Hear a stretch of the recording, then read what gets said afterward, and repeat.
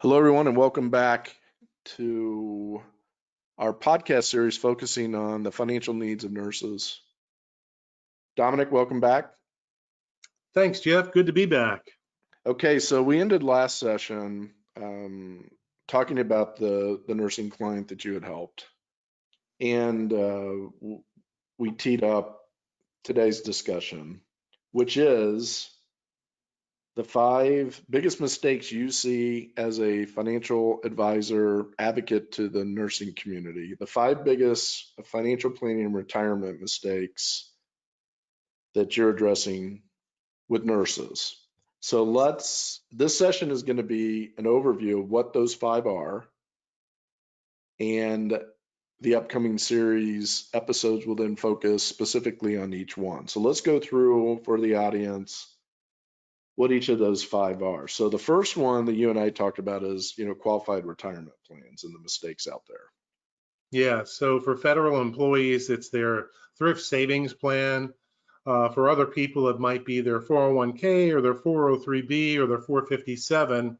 And, we see it more times than not, Jeff, that people approach retirement and just really don't have a solid overall plan for what they're going to do with their retirement plan. And some just, it's as simplistic as, well, I'm just going to take withdrawals. Well, what happens when you go back to the well too many times? Well, the well runs dry. So yeah, that's one of the big mistakes that people are making these days that I'm happy to say that we help them out with considerably. Okay, so the TSP 403B 457 is one thing to accumulate. It's another thing to make sure it lasts. Yeah, exactly. You want to make sure. I mean, the best thing in my mind, I mean, I'm 62 years old and I've got retirement in my sight sometime down the road, but the best thing is to have guaranteed streams of income for the rest of your life. And what I tell people is the only thing that's better than guaranteed streams of income is guaranteed streams of tax-free income. And that's something we'll save for a future episode. Yeah, so that'll be our topic next week as we dive into the details of each one of these. So then number 2, Social Security. Yeah, big mistake on Social Security that lots of people make. I don't think people realize how complex the Social Security system is and can be. And if you don't have a plan of attack for how you're going to take Social Security, gosh, you could be making mistakes that could cost you literally tens of thousands, if not $100,000 or more. And part of our planning process is to do a really detailed Social Security analysis report that shows people, exactly 2 or maybe 3 options of what's going to be best suitable for them. Not just take it at your full retirement age or at 62. And they don't realize there's penalties for taking it before their full retirement age. And conversely, that there's credits they can get for taking it after their full retirement age. So, yep, we're going to touch on that as well. And then another mistake that you see quite often is mishandling of the group life insurance benefits and how that can impact the retirement income and expenses, correct? Yeah, that's a biggie also, Jeff. They're all really biggies. It's hard to pick one, but for the federal employees, they're part of what's called the FEGLI program, stands for Federal Employee Group Life Insurance. And, lots of university hospitals and lots of private institutions have group life insurance. A couple of things. One, that generally speaking, most of them are term life insurance plans because these big institutions can't afford permanent life insurance anymore. So they converted into term decades ago when they started taking away their pension programs. So that's usually an eye opener to people that they don't realize, and that this policy is going to go away. And guess what? It's going to go away when I leave here. So they're thinking, well, gosh, I've been paying these premiums into this policy for the last 20 or 25 years. Now I'm 65, I'm retiring. You're telling me I don't have insurance coverage? Well, yeah, that's basically it. So there's lots of different options they have for their group life plans. Well, something I've noticed over the years is the way that the group contracts are set up. They don't necessarily say you don't have insurance, but the cost of keeping it's prohibiting anyway. So you really don't. You don't have a choice. And I do know that through your firm, even if somebody has health issues, I think sometimes when we're talking to public employees at all levels, they'll say, I'm going to keep my group because I've got diabetes or heart condition. Don't let that um, don't let that impact your decision to look around, because there's programs out there. I know you deal with some simplified, and we're getting into the details of this. You deal with some simplified issue and some um, maybe Yeah, higher risk insurance that still yeah, makes sense, correct? yeah. It definitely does. But the message there is, definitely check out and make sure that you know what exactly all your options are, before making a decision either way with your FEGLI for sure. Oh yeah.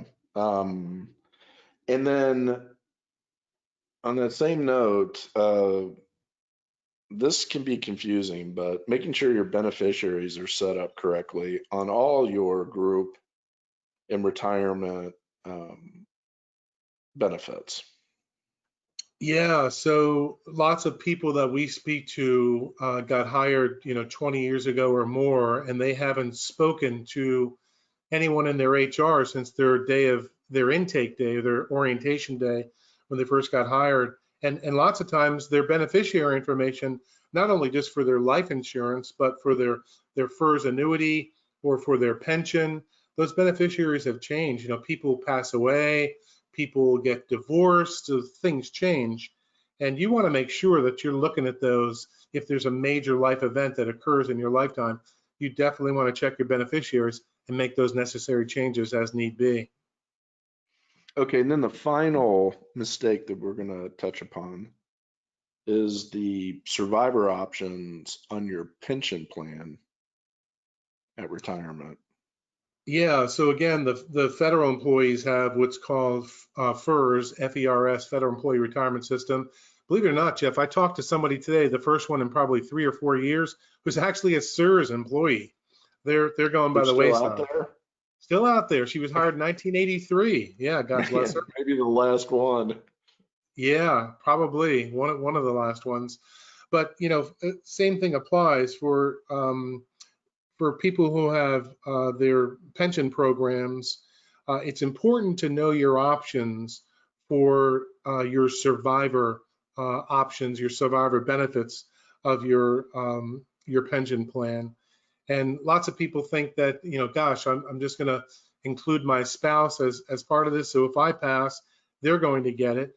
But they don't realize that there's sometimes, depending on the pension plan, a very high cost of doing business to allow that. So there's a couple of other really good options out there. One of them is called the pension maximization plan, which we'll get into at a future episode, I'm sure.